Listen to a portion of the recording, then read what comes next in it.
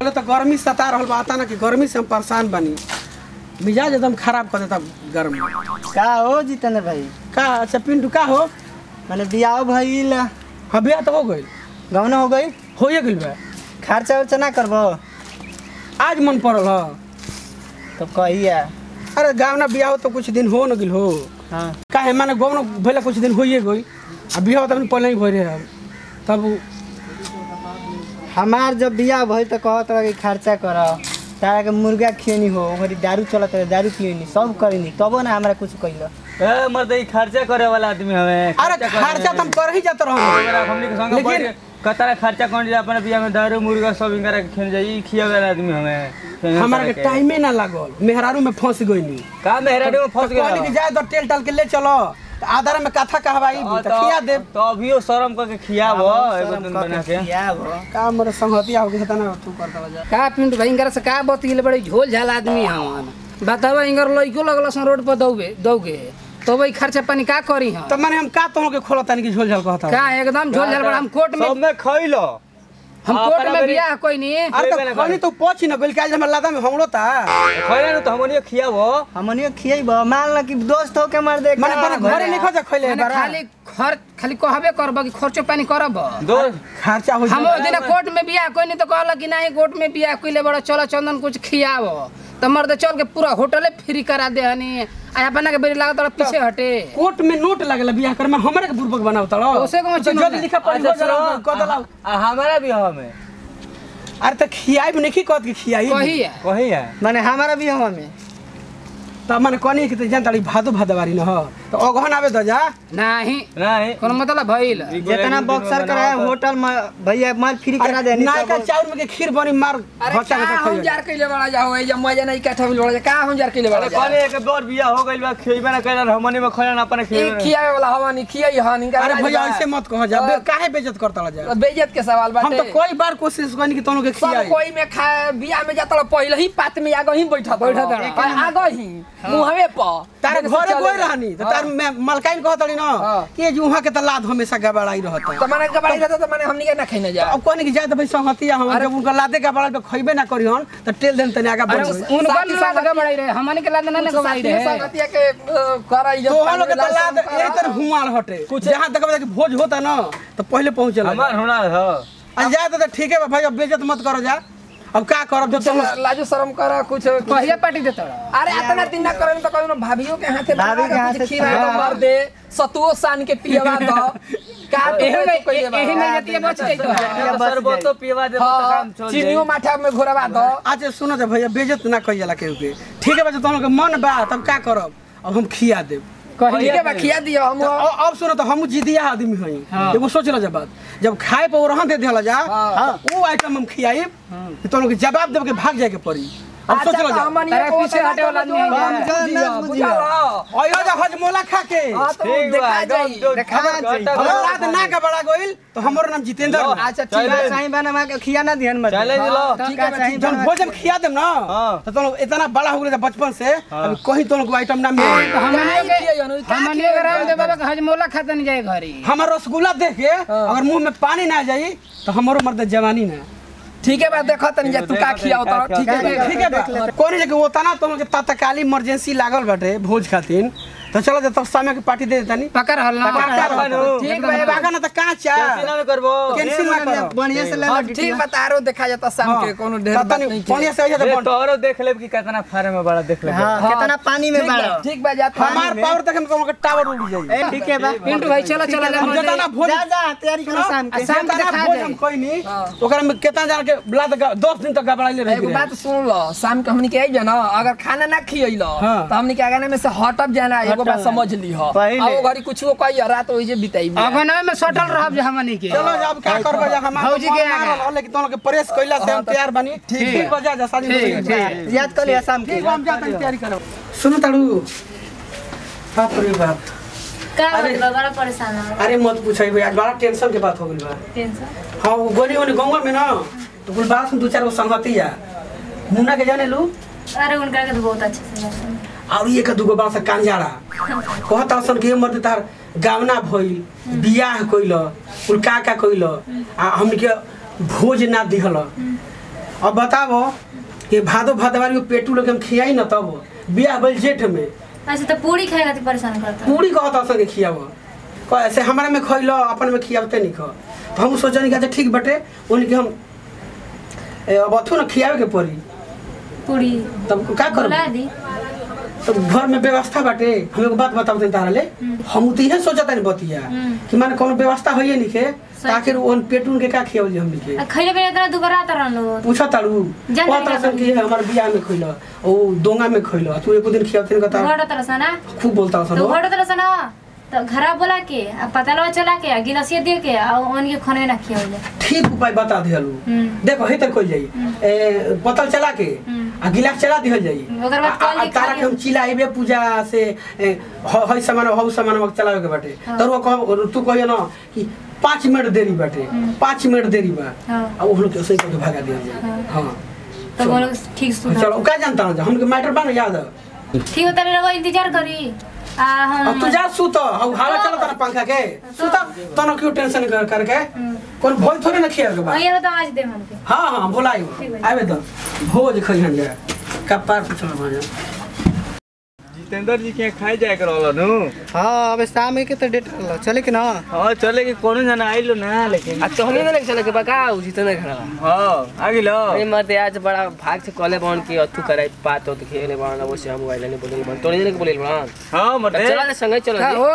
पिंटू भाई चला जी ना चले के जितेंद्र के बाद हां मर दे ठीक है बच्चा ओ बज गइलो शाम के बोले रहला जितेंद्र भाई की आवे के खाना खाए मत ओ बजता हां ओ बजता चलो ना टाइम हो गइल बा चले गए और कोई आवे के बा मुना नहीं खल कत मत मुना भी नहीं खन लोग हां रुको रुको अच्छा आ जा दूंगा संग चल जाए आ छोड़ा पला ए रोड असन मान मर दे ए भाई मुना जी ना आइलो ना बिले अच्छा चलो चलो चलो हमनी के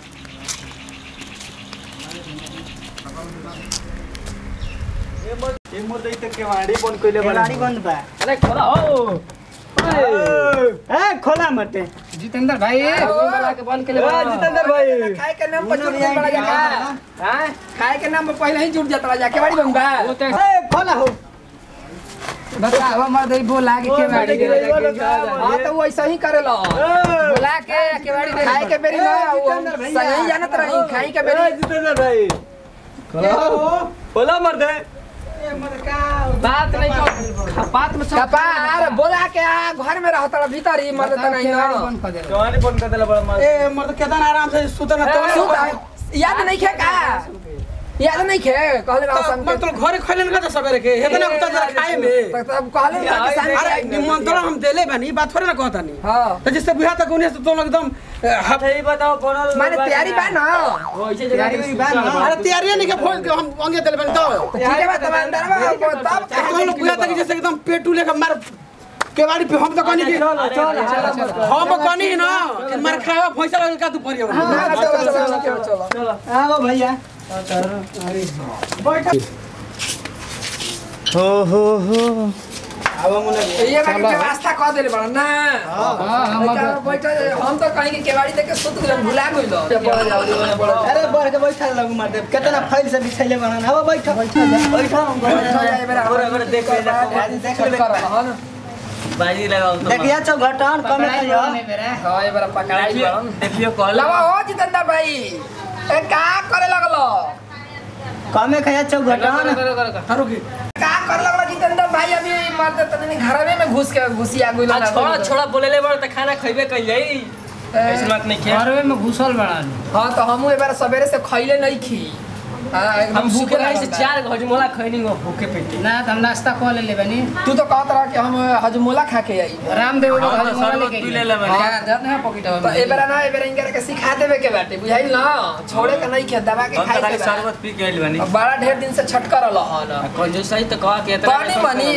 एबरा इनकर कंजूसाई छोड़ा जमन हम की अब ओ सम्मत हां तो खाए के भाई इनकर ढेर दिन से छटका रहने वाला हमारा त डाउटे चौघटन शाम के टाइम बटे देखिए जा ज्यादा जो बढ़िया आइटम हो खींची जा बाकी छोड़ दिया जा का आवत कुकुर खइया सन मार दे छोड़ दिया ऐसे ही का टेंशन बाकी कल को जब आइए कर बोल खाए कुछ मैंने व्यवस्था है ही नहीं है, हम पता लेके चला देते हैं। तू पीछे वाला गिलास में लेके चला दे, ठीक है? हाँ तब अब क्या करूँ, हम रिपोर्ट करें। हाँ वही ले गया, चला होता है तब वो एक पानी जाना। अरे बड़ा देरी कइला हो तू। अरे भैया क्या करबो, जल्दी चलो ठीक है मरते मेरा रूम के बोतल बन जाए, घर में बात थोड़े ना। ना तो ठीक है बेटे चल मॉल उठ हमारे पापा ठीक है बात बनावत मत, मेरा रूम पसंद नहीं आ गेल बिया गर्मी में। चलो तो सांझ कनी पेना डोला दियो का करे तार दोनों लइका बा लइका भी भइल बासा बाटा ढेर देरी से बैठैला तू सजा भेल लगे ओके से जना तक भुला गिरल भाई कैसा पतल बाटा त पतल में छेद बा सनी त सिया नीचे गिर जाई। अरे वैसा ही मिलते बा दुकान पे, क्या कर का तोरा के कुछ अटकल ना पताला में छेद रहत है मते में आदमी लोग पता। अरे ऊपर रसगुल्ला धरा दी बंद हो जाई, रसगुल्ला धरा दी अच्छा दोसर देना तो दोसर मान ला सिरा नीचे चू जाई त दिक्कत होई, सुखले खाए में दिक्कत तो माने सिरा नीचे के जिनका पीरा हो जाई ना घुटाई। तब का चलो भैया तू दे दो डबलिया ठीक बा ठीक डबरिया दो देह में खटता का पूजा गिलासिया चला दो, गिलासा चलाओ ना ठीक ना तेरे को बड़ा आटा के जल्दी जल्दी हमारे काम कर जानता नहीं चला तो गिलास सब है हां भाभी के हाथे से पानी पीवा ठीक है करता हूं गर्मी के दिन में। अरे गर्मी के मौसम बाटे। हां ए मुन्ना भैया हां ई क्या हो? मेरा खाए अभी जानते नहीं खा कावन चीज खाती नहीं लड़ैया खाए ये आई भौजी हां नमस्ते। हाय सर आज ना भौजी के चक्कर में खाना खाया अभी चीज में ना कइला भौजी के आ कोनी ही ना हाय देखो हाय देखो भौजी तू गिलास चलाओ तू क्वेश्चन अरे खुशी में दे, खुशी में दे बड़ी अरे भैया रखो ना आज तू खुशी में फाटल दवा का पता फाटल कहां में ना वजन कर फाटल डबल नहीं कहले। ठीक अरे हां तो एबरा इनकर आइटम देख ले कि का ले आवत बुझाइल ना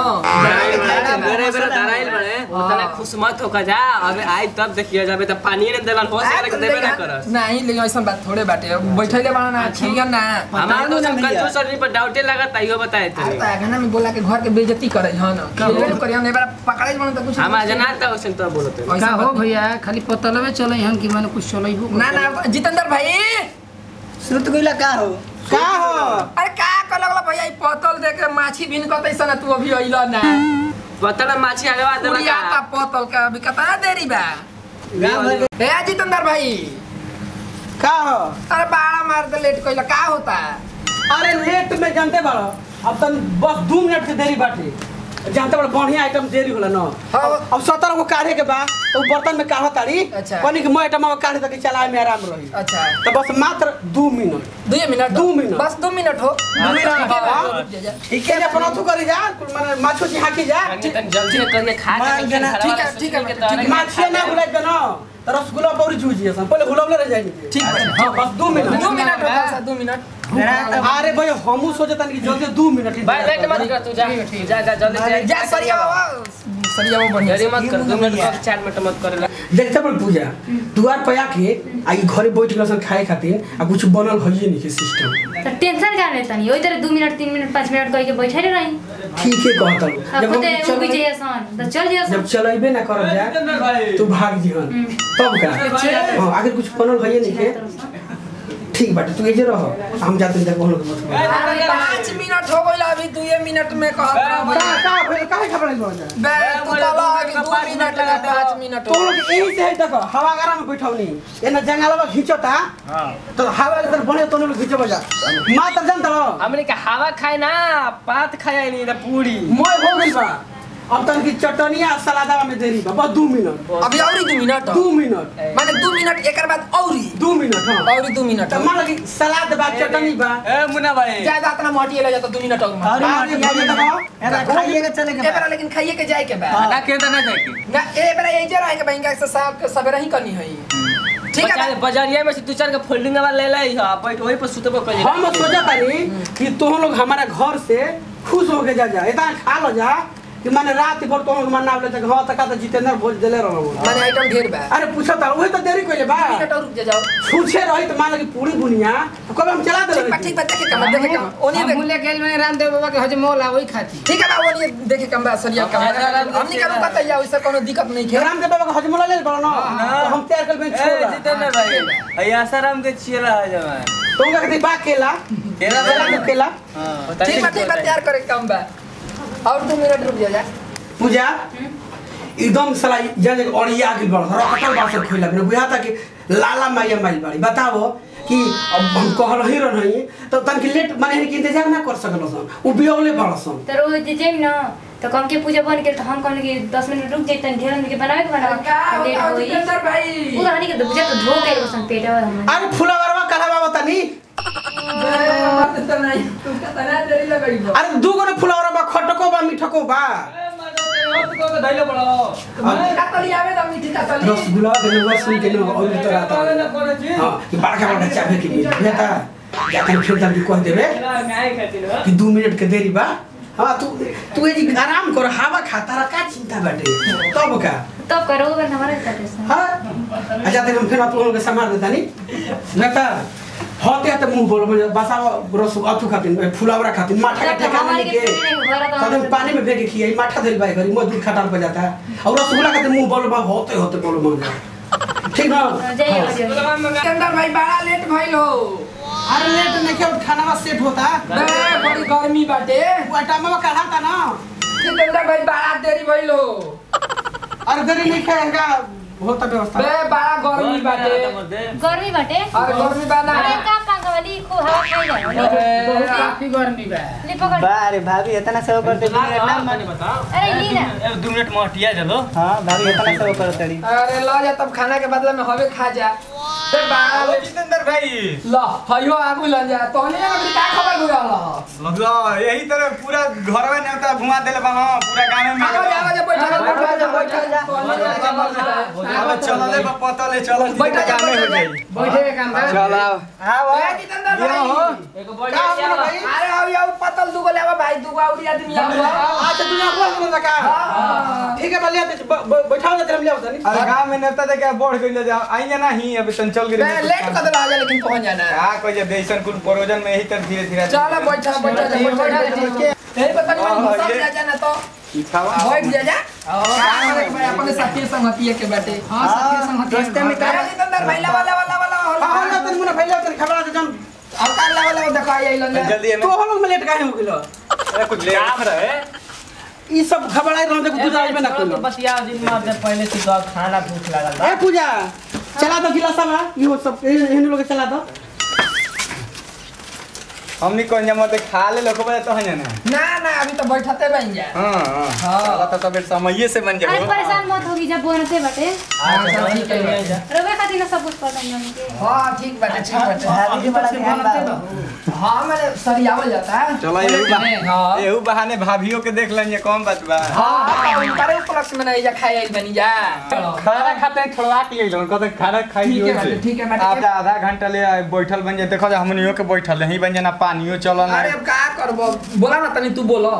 का जितेंद्र भाई अरे महाराज दे ही कुछ है जा खाई जा पिए ले बैठौले बनी कबेले का है मनु भाई का कहता रो माने वही पता ले लेके बैठल बन हमनियो के कुछ अच्छा ई बताओ जे तोहनी लोग खातिर व्यवस्था कइले बानी हमर मेहरारुओ के शौक बाटे कि सबके खियावे के बाटे हम काहे से करो तो कब खियाइबा मारे बस मन भाई 2 मिनट के टाइम बा बस 2 मिनट में तैयारी बा रेडी बा कैसन तार 2 मिनट हटे हमनी के अरे तो मान ले कि सुनो हमारे 2 मिनट आधा घंटा हो गया 2 मिनट 2 साल में नहीं आई अरे तो आइटम ज्यादा बा तो मोय पले बा तो 2 मिनट ना होई मोय काढ़े के बाटे रसगुल्ला बाटे रसगुल्ला तू बाकी तू कहीं खइले ना खबो ठीक है बच्चा ले जा ओकरा के 3 काटा में तारा काटे के पड़ी सोची ठीक है वो देख लीजिए हम होते तो रसगुल्ला कते को तले ना रसगुल्ला लिया तरफ फुलावरा भी बा खाटा मीठा मोय बाटे दर्जन से कम कइलो ठीक बा कर जल्दी तू जल्दी कर इनकर तो 2 मिनट खत्म में लिखे हो अरे होइए सुइया पर सुइया होइए रखले बना काम ना भाई हां ई माखन भोग से ले आइल बगसर से खाए तो बड़ी मजे आई का पकड़ा जा हाथना गर्मी में बैठल जा अभी तक से 2 मिनट ना भइल गर्मी होता है गर्मी नहीं क्या होता है बैठल बनिया तो तो ये लोग पाखा दे हवा इधर उधर खूब खा खाई ले बताई जे अरे हमें खा से खाएंगे गर्मी में जा हाले ले तो करते बानी के ए भौजी है नहीं हो तो बेलवा हाथ के जल्दी करते ये हवा खाई जल्दी जा का भाभी ध्यान में मर माटी आलो जा 2 मिनट और बेला पर हका था नहीं होकत रही अरे कितना कमा के करी खाना के बनाई बहुत चीज बनाए के बाद खाना तो अब कबे के कहा तो कह तू खाना बनाए के खाना बनाने वाला बका अच्छा चलो ज्यादा हवा मत करो 2 मिनट और मार दिया मत भाई भाई यो हमन ये कहना मेहनत करत है हमन ये लगा ध्यान बा बस बंद कितने बजे अकेले बने अच्छा कोनो बात नहीं भाभी हमनी पर ध्यान दे। हां 2 मिनट और महटिया अरे हम तो परेशान बन अकेले बनाओ ना ठीक है पहले में हाथ अरे जितेंद्र भाई खाता ना समय लगी हो आइबा कि नहीं आइबा पर 2 मिनट कर दिए संगतिया हो जा हमर मेहराज के तन के मोह निकल लगत काम मेहराज बड़ी से फिर गिर दिया तुम्हारे क्या करनी 2 मिनट का समस्या है आज तो आइटम मोई बनावत है अकेले ना बड़ी 3 आदमी 4 आदमी इतना आदमी के बोला तो मर्द त नहीं ले खटिए पर कह देला बैठे के बहुत तो दे कदम भाई ना देलो बताइए एक यानी को देले तो आधा घंटा 2 मिनट क्या कहता वो आगे ना दिले रहा एक आदमी के ना 3 आदमी के बोला कहले आगे तारा के नहीं दिले रहलन हो आदमी सब का देले सब गांव के लेट होइबे ना करी तार कैसा ना 2 मिनट ऐसे बढ़ता टे भाग घर में कुछ हो चला तो मेहराज में पसंद नहीं आ गई बनाओ तो घर में कुछ ठिकाने ना चल पता लगे मार बनले बटल में काम कुछ हाथ के मेहराज के घर में कुछ बा अया खाए खाती नहीं गो दूसरा में के कहत के हाथ का हाथ का रसगुल्ला बन रहा कैसे के नसीब नहीं कैसे तुम साला के खाए के मन नहीं रखे तो का ये दोस्तरा हमने खाए के मन नहीं के है जब बैठल भैया कब से अच्छा ई बताओ अच्छा ठीक है बताओ कि हमर मेहरारू 4 बजे भोरे से जाके खटतिया हां तो मैंने खाल सब बनते बाकी खिएबो करबो तो बना दे तो का ना तो 2 मिनट का समय 2 मिनट का समय देता है आधा घंटा ना 2 मिनट रुक ना सकेला तो आधा घंटा 2 मिनट का आ ता लोग घर में भर ले तब का जे पेट धोके आइल बड़ा खाए अरे तई बोलेला हम तब ना आगुलेन जा तो हमनी में नहीं खन खइले साला के ना बोलाले रहला हमनी में खइले नहीं खा अच्छा अरे त नीचे हम देले बानी तो बनाउते न पड़ी हम खेबे न करब हमनी में रसगुल्ला खइले रह दादा मुंह बा मुंह नहीं के हमने के बारे में खा लिया ना हाथ का फुलौरा बनल बा सुनो यार अरे बैठो जा चलो बात हो जा घर कुछ के खिए 3 बल्टा रसगुल्ला 4 बल्टा फुलौरा रखल होई काम कहता कि हाथ का रसगुल्ला बनल बा अरे बनल के पूजा बना बता बनल बा चलो चलो ना मर्द मेहरान खइया जा हां तू जा ना मन के कर बजा ना मन बजा 4 बटा रसगुल्ला बनल वाला तेरा कलर है अपन आदमी के पतला उठाव जा पतला में कुछ खइले ना के अरे मर्द या पेट धोले में या कल हम तब ना आइल जा आगे जाके उतरे तू बोला काम करिए में खा के रही ना वही ले लो घर में कुछ है नहीं अगर खाली दे दोगे यार देख लाला तुम लोग के माई बात पाते तो खाला खेले डीजे देखे आगे देखे पीछे गए भाई कौन तार घर खा के ना आवे के चाहत चल पतला आदमी लेके ले जे फेंक दियो अरे चलो ना तो चलो अगर हमारी वीडियो अच्छा लगी तो जरूर लाइक सब्सक्राइब और शेयर करम जा और कमेंट में बताएं जो कैसा लागल है। हम भैया जितेंद्र सिंह हमारा तरफ से बार बार प्रणाम बाटे रहो सबके। अगर कमेडी अच्छा लगी तो शेयर करब जा, लाइक करब जा और कमेंट में बताइब जा। ये दोस्त होके कितना बेइज्जत कर हमरा के अब तन के सब 2 मिनट का इंतजार ना कर जा। ई बताओ ऐसा दोस्त कंगाल के का जरूरी बा क्योंकि खिएबे ना करे हमनी में जाके खा ले हमर मेहरारू बनावत पसीना से भीज गेलिए घर में। अरे बाप हो अगर हमनी के पसीना चुओता हो अगर हमनी के चैनल अगर के सब्सक्राइब नहीं कीजा कैले तो सब्सक्राइब कर दीजा। AK म्यूजिक प्रेजेंट्स MR भोजपुरिया एंटरटेनमेंट TS फिल्म के अगर सब्सक्राइब नहीं कीजा कैले तो जल्दी से हु ललका बटमिया के दबा दीजा आ बेल के घंटी भी दबा दीजिए ताकि हमनी के जौन भी वीडियो आवे आप लोगों के नोटिफिकेशन जल्दी से जल्दी मिल जाए। ऐसा रसगुल्ला हमनी के तो खा के पेट भर गई